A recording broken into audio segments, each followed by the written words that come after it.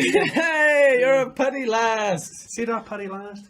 Paddy last. Paddy last. Paddy Irishman. What's your actual name, sir? Brian. Brian, good to meet you. Good to meet you. Right, Brian. 5 minutes up to go. Elsa? I've shed like a sheepdog. I was going to say, the pair of you are both shoeless. Is that just for comfort, or? Well, it's part of the contract. They said We just thought we'd like to show you a little bit more skin. Universal Right. said there's a lot of foot fetishists that are also There fans really of is. Mortal Engines. So we want to get that Venn diagram crossover area. Yeah. You know, there's a perverts. thing called WikiFeet that is a website that has a lot of yeah. information about people's feet. My friend Jordan's feet are on that. Yeah. She's an actress, and someone zoomed in on her feet on Instagram and put it on WikiFeet. Really? I don't know how I No know one that. ever Like, does I'm that not to into me. feet at all. Like, that's not, like, You're I'm missing out, glad man. that most of the interview's been about that so far. Yeah, like, what are that. we, I like, wish 2 I minutes could. in? It's not Look at fair. I'm my- wearing a skirt. You keep showing everyone Oh, your okay, feet. I'm not looking at I it, but you can't can- do that. Look at my arches. Yeah, no, it's good I'm angle. not a good fan angle. of my feet, really. You've They're a lovely little- feet. No, because I can separate. Oh Can my you do God. That? I can only do it with the right one. My feet can go like this, basically. It's Yeah. not the Oh, yeah, I best- can do it more with the right Yeah, one. As me more too. than that. Look at that. That one doesn't. The little one on the end. Anyway, sorry. No, that's fine. How do I even... right, okay. What How do you I go follow from, that? Where do you go from feet to this, like? What was the most difficult part Wheels? of filming this? Robbie Sheehan. Ooh. I'm Is telling you, he a diva on set? Does he like storm out of his trailer, I just stay in the trailer. Right. That's my brand of having the feet massaged while you're in there? Yeah, exactly. Yeah. What is the most difficult part? Difficult, you say? Yeah, I mean the whole thing. I just don't think of it that way. The whole thing Yeah. is so exciting, and I feel so lucky to have been a part of it. I didn't focus on what's difficult. I Yeah. guess is trying to live up to the talent and of everyone down in New Zealand. Oh yeah, Okay. yeah. And me as And well. that as well, yeah. I think probably just rationing energy because the Yeah. schedule is very demanding. So it was about being quite responsible. Really, it came down to that, and not kind of being nocturnal, which is kind of, I think it's my natural way, regrettably. Right. That I'll go bing at about 6 o'clock in the evening and Yeah. be like, I'm awake, let's all. Oh, I'm the opposite. I'm such a morning person. Really, I I'd love the love to up be more of a early, at morning bed person. early. Yeah. That's why, thankfully, I do this job, because it means that I have to be a morning person. Yeah, it forces you to be, yeah. Yeah. Were there any particular, I guess, I don't know, real world comparisons that you were given for your characters? I mean, I know that's sort of like, it seems kind of like, I mean, they're kind of both. No, I don't. I disagree. I think one thing that's so awesome about this is that all of the characters' stories are relatable. Yeah, I think Definitely for me, the father-daughter stuff, the coming of age aspect of it, it's all stuff that we all go through. You know, it's Yeah. just happening thousands of years in the future. And I think that's what's really cool. What's nice, I think, is that the world, I feel like I keep getting I keep like going closer. It's like, the, give me sort more of- space. the strangeness of the world, I think, is rendered even stranger by the normality of the characters, by the relatability Yeah, of them. You know, sure, the more you go, oh, they're like us. Yeah. The more the oddness of the world is brought into vivid focus. You know. Yeah. So I think it was just kind of trying to anchor them. Grounded, like. Yeah, Yeah. in normality. I think that's what we do. Yeah. How was it working with Christian and Peter? Because I know Peter was doing a lot of the second unit stuff. I mean, having two directors, I mean, do you feel like you were getting two No, it didn't. conflicting instructions? Or? Not at all. Christian was really the driving force of, you know, when it came to directing. I mean, he was, Peter was just second unit sometimes. So Christian really was the one there, the more, you know, consistently there. I don't know, I can't speak. It was really cool. It was really cool, especially for me, because this is the first biggest feature that he's directed, and this is definitely the biggest feature that I've ever been in, And so it was kind of nice to both be occasionally learning along the way and learn from each other. I mean, not that I'm sure that there's nothing that he learned from me, but I definitely learned things from. You're being very humble. But it was just really nice, you know, to find that connection and find the way that you want to communicate and you know, stuff like that. Yeah, Christian was in the hot seat, baby. All of the drama, all of the scenes, you know, all the meaty stuff from our perspective was all with Christian. Him. Yeah. So they very much let him spread his wings. Could they spread his feet though? Spread his feet, not as wide as Lady Not as wide as George's them, like. right foot, not the left one, mind. Yeah, that's you gotta wonder about that, don't you? Like, why the left and why not the right? I have to leave it there, but we could talk about feet all day. Thank you We so could. much. Good. Feet is Go really to great. WikiFeed. Go to WikiFeed. Nice one, Brian. Thanks, man. Appreciate that. Cheers. Suspense is killing me. Oh. 2 words. Film. Oh my gosh, he's so much better. Fly. Superman! No, not Superman. Sexy Superman. The Super Lady. Supergirl. Super Lady. Some stabby lady. Super Lady. Super Wonder Woman! Yes! God! I was like, stabby lady? Mortal Engine. That's not one. That's so cool. We'll Oh. Oh no. Oh. Cooking. 2 words. Oh my gosh. Stab. Dead. Happy. Superman dies. Batman begins. Batman begins. No. Dies. Oh my god, this is a really hard one. Skip. Die. Please. No. Wait, I don't want to give up. I don't want to give up. Die. Die. We're a good team, guys. Flappy. Fluffy horns. Bird. Flying. Cold. Superman. Batman? Yeah! Oh, you're doing little batters. Okay.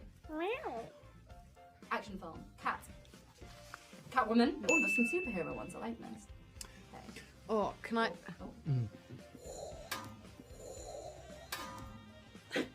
Falling back. Falling. Bullet Matrix. Yes. Oh, so excited. See, I used the noises. Yeah. That was good. The noises help. Tired. Soldier. Bullets. Oh. Foot. Pain. Floating. Space. This is really hard. Alien. Martian. What are you doing? Where No, are you? this is what he Skydiving. does, Superman. right? Like, but Iron Man. Yes. I recognize the hand thing. yes, Okay. see it. hand. Okay. Driving. Help me. Are you okay? Baby. Child. Baby driver. Yes. Ooh, that's a good one. I like that one. This is a tough one. Dead. Hang yourself. Hanging. Unhappy with life. In an unfulfilling job. Hang. Kill. Suicide Squad. We did Oh really my god, good. my heart's That going was so fast. harder than Mortal Engine. I feel like I've just done a day on the movie. I thought, wow, I'm perfect for this. Yeah.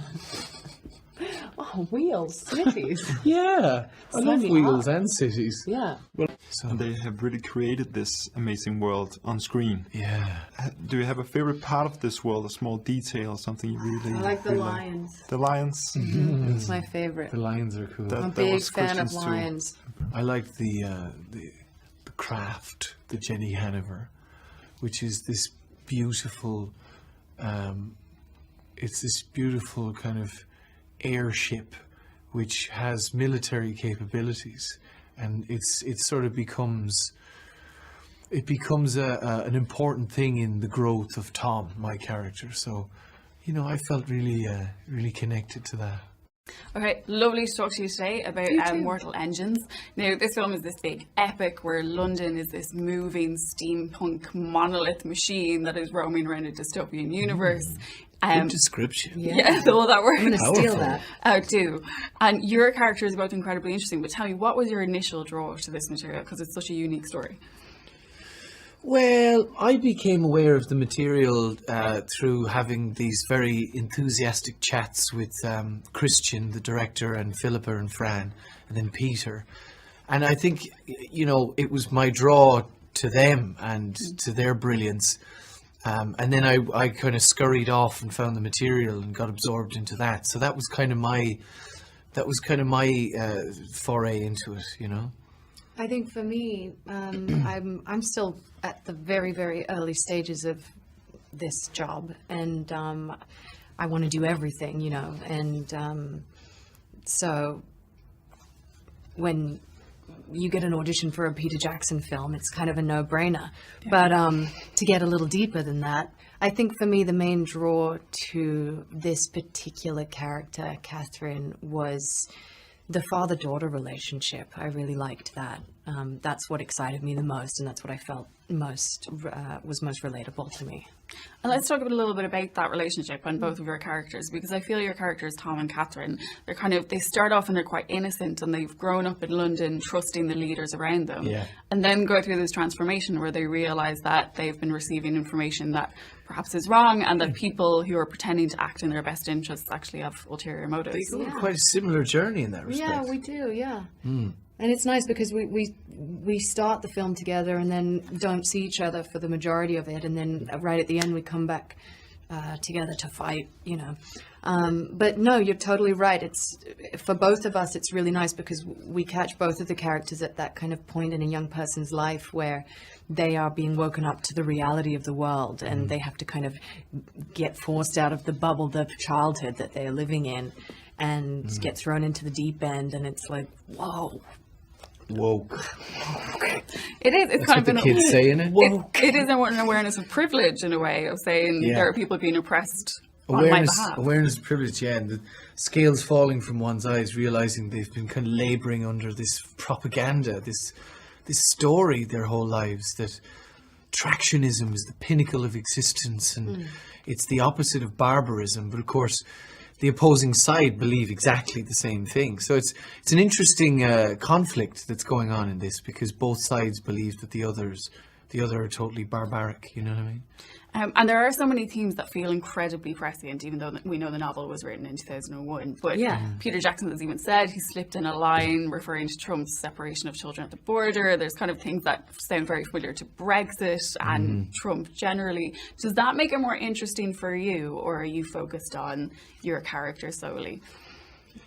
I mean, only in the sense that if the film has a resonance and a relevance to people, I want people to love the film. In terms of I don't necessarily think that the film is an overbearingly political document, and I don't think it should be. It shouldn't sort of act as that. But I think I think for Peter and the filmmakers, it's hard to ignore what's going on in the world, and it's hard not to reflect it somehow in their art, because you know, it's inflaming a lot of the stuff that's happening. And I think it's really cool, exactly like you said, that the novel was written years ago, and we actually filmed this almost a year and a half ago, and it's only getting more relevant, which is kind of crazy, because all of this stuff has happened this year that is really prominent in the film. And so it's kind of, it's nice that an audience can go in and take away those kind of parallels, or it's also just a really fun, awesome film. So, you know, you can go and just be entertained if you want, and I like that about it. It's interesting, you know, this London, this symbol of Britain that's kind of fought its way through hardship, apocalypse, everything to keep going, and it's just left the island of Britain and sort of gone across the land bridge into Europe, and is sort of trundling on this juggernaut path and cannot be swayed from the path, and is stubbornly moving and hasn't stopped moving for 5 centuries now. And I think there can be some comedic irony to be drawn there, perhaps. What relevance could the that opposite possibly direction. have? Thank you so much. I'm sure it'll be incredibly popular and get people thinking in a really important way. So thank you very much. Thank you Cheers, so Ro. much. Thank you. How much were you involved into looking at the whole creative process, the artistry and all these things throughout shooting? I'd be obsessed with it. Well, the doors were always open Yeah. for us to go and look at the concept art and all the rooms and the props rooms, or, you know, if we wanted to go to a set, we could go, you know, it was always open for us to explore. And I did. I don't know. I mean, And on they've the been- lunch break, it's like, let's just have lunch in the museum.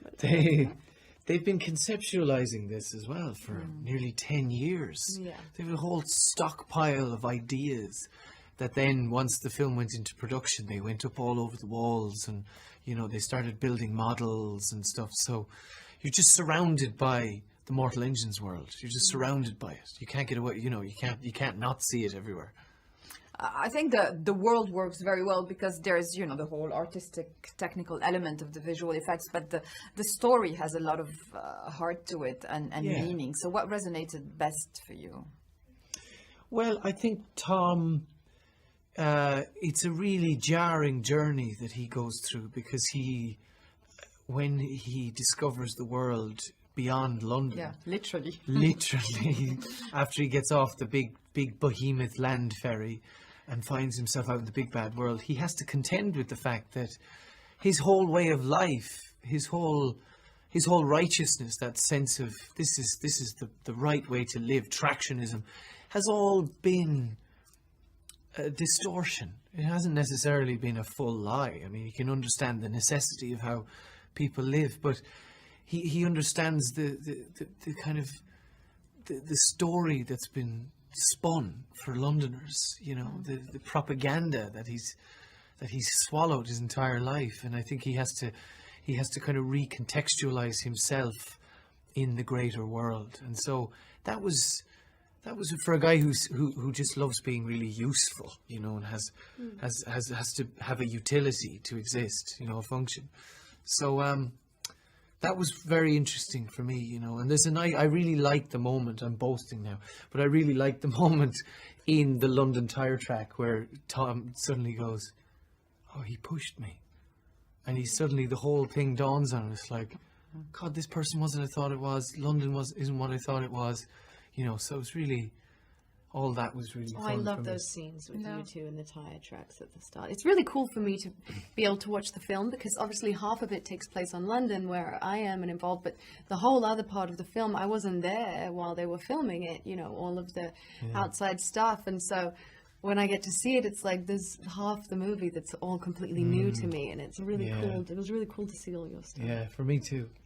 And Catherine goes also through like a life-shattering moment in the film. So how did you approach her? I mean, for you, was it mostly about parenthood, her story? A lot about that, yeah. That's what drew me to it in the first place. And I felt like I could relate a lot to the time of life that she was going through, and, realizing that your parents are human.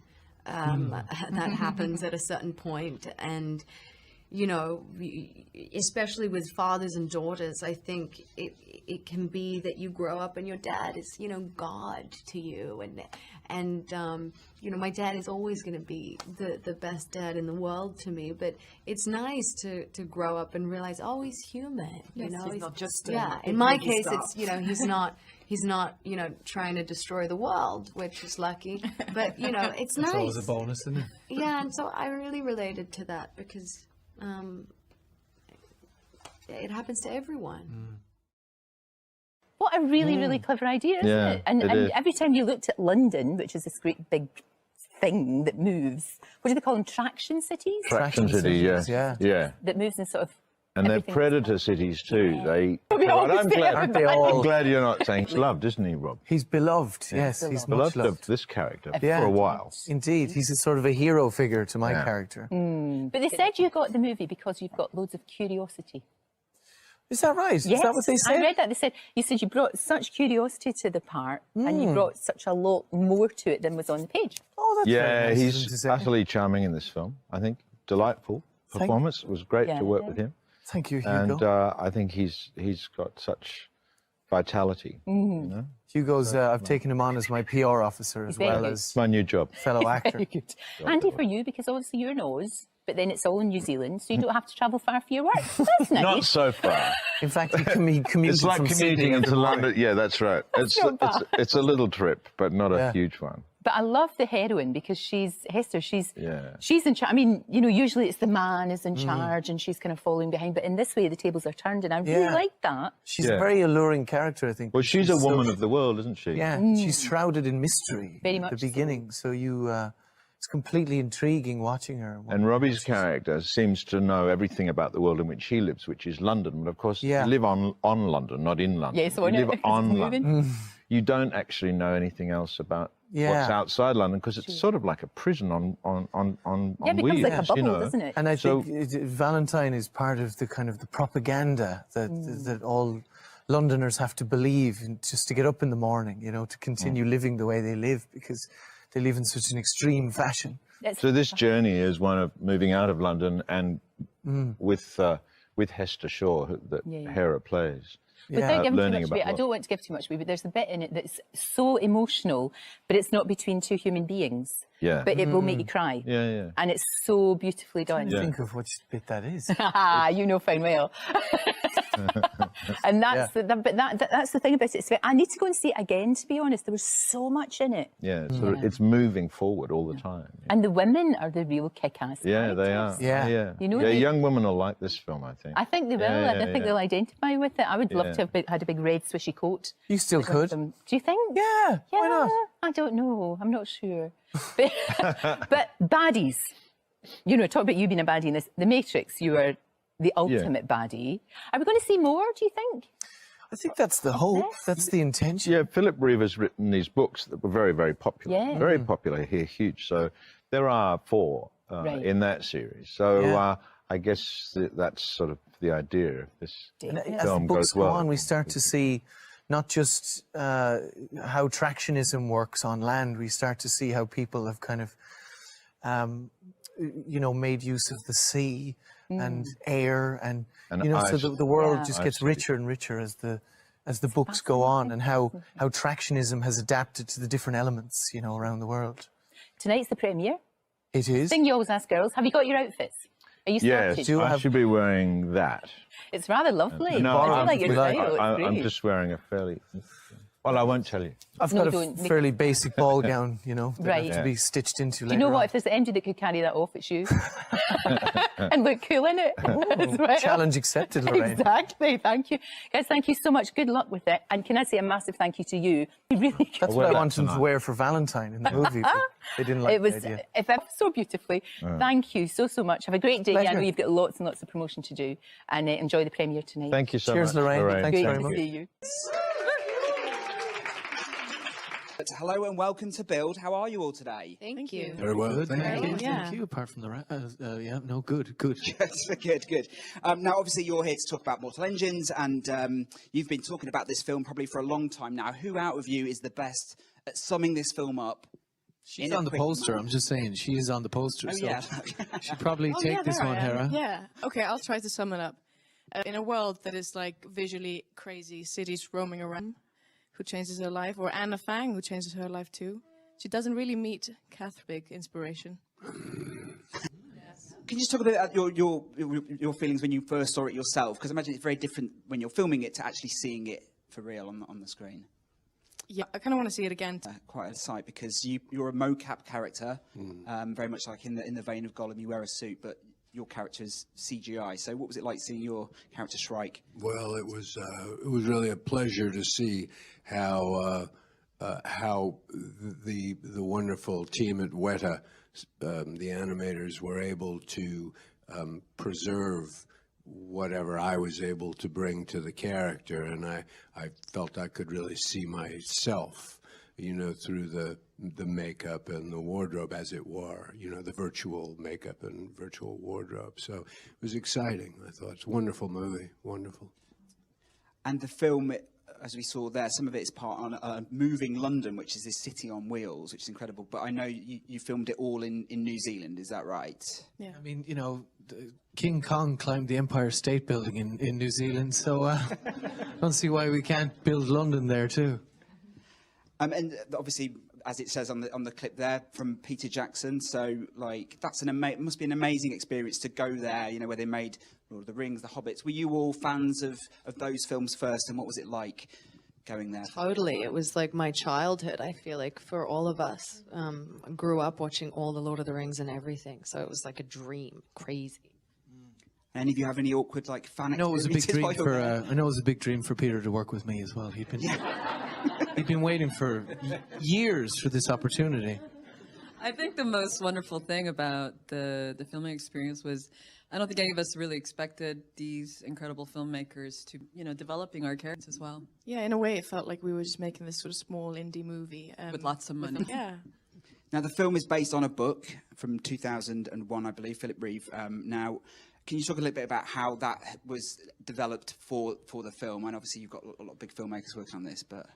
Well, you have to make choices when you're adapting a novel to the screen, particularly a novel as dense and as rich as Mortal Engines. And so, but for performers, for the actors, the novel itself becomes a great resource to go to, because even if it's not going to end up in the film, you're learning an awful lot about the world and about your characters through the novel itself. So, and you know, they did a really fine job of culling what they needed to cull to tell the story in a complete and you know, a vivid way in the film, I thought. And was all of your first introductions to it through reading the script for the first time, or were any of you fans of the books before? I hadn't read the book. I don't know about you guys. I hadn't read the book either. No. I read it right after the first audition. But Yeah, me too. Yeah. And so then when you read the script for the first time, like, what was that like, you know, when you knew the sort of the person that you were intended to play? Really cool. Yeah, just really cool. It's funny, it was like when I auditioned and kind of, because then you... No, I found that as Harry, what's incredible about this film is not only there's all these underlying themes of... And I just wanted to quickly talk, because you obviously are the lead, you're on the poster there. What was that experience like, going from, like, you know, first auditioning to actually being told that you were getting that part? Oh, well, from the audition to the part, it was very quick. Really? So great and fun and exciting. And your character, I mean, you can't really see it here, but she's got quite a distinctive scar down the yeah. face, which I imagine took quite a long time. But I did want to ask both of you, which took longer, the scar or the quiff? Because your hair in this film... I had to fight. We're so eyes up.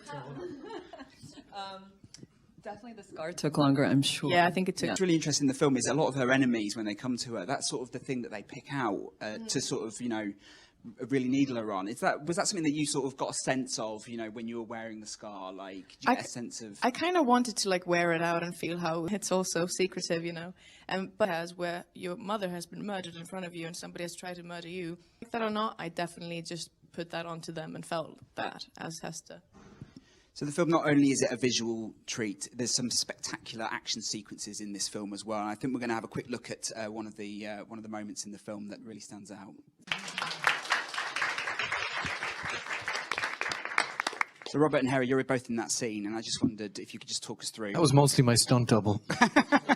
No, it wasn't. That was us. I do all my own stunts.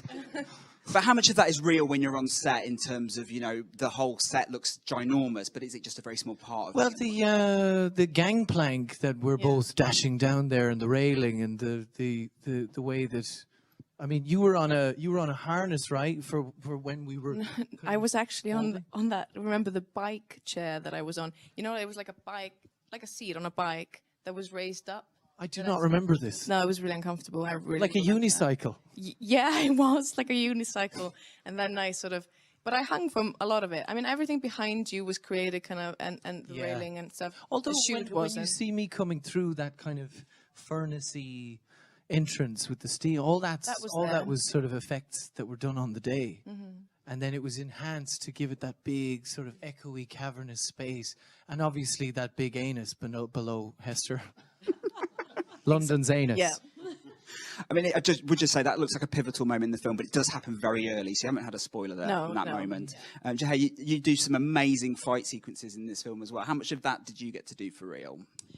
Well, and we had a lot of fun. A lot of pulling. And how many months in preparation is that before you go to set to shoot?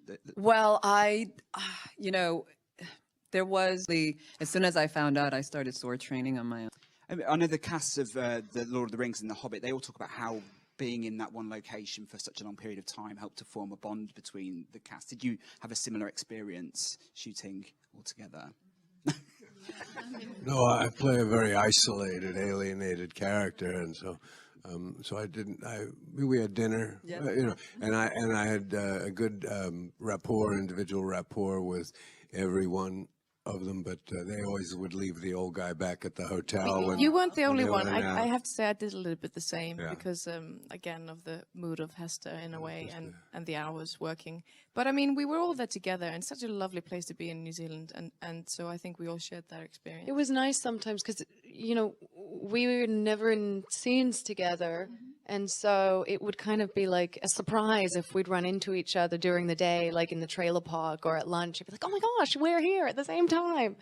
So that was nice. But yeah, we never, you know. No, we have that one moment where I see you like through a group We of weren't- people. Yeah, my we first weren't day, like 12 dwarves together or something, you know. So you don't have all the matching tattoos or anything like that? No. Not yet. Maybe For the sequel. Oh, wait, maybe, yeah. We get to do 3 of them by then. Yeah, yeah. Just quickly, I need to ask you, Stephen, because I believe you've done more work with Weta since then, since this film, possibly on a low-budget film called Avatar. What can you tell us about that experience?